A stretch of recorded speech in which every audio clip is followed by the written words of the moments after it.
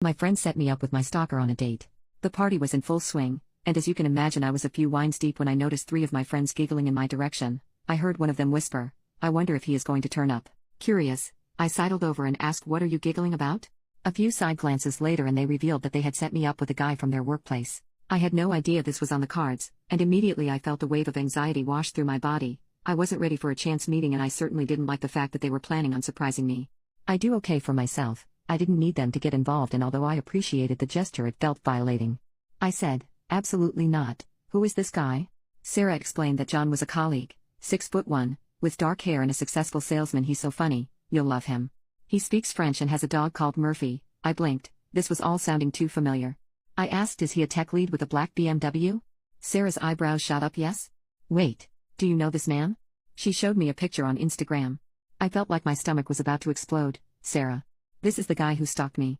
The group gasped like a courtroom drama, and by this stage, I was getting angry. "I told you all about this, and given my experience, how could you place me in such a difficult situation?" John and I had been on about 4 dates last year. He was very charming and appeared to be considerate and successful. But after date 4, things took a downward turn. He would come to my place of work without telling me, and he told my colleagues that we were together.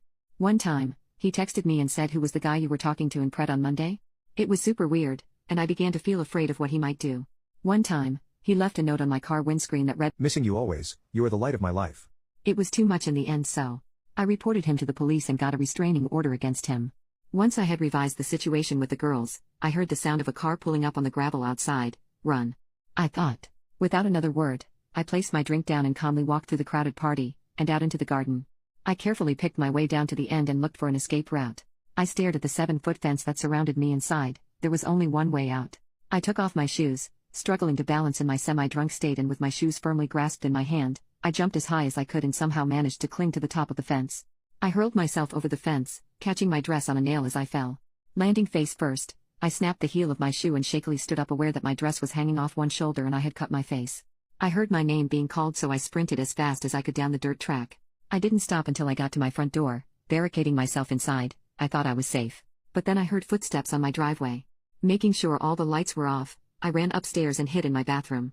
I could see the driveway from the window, so I peeped out to see John and Sarah outside.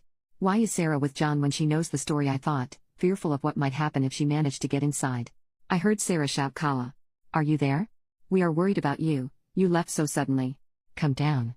I remained silent, praying they would leave. Until they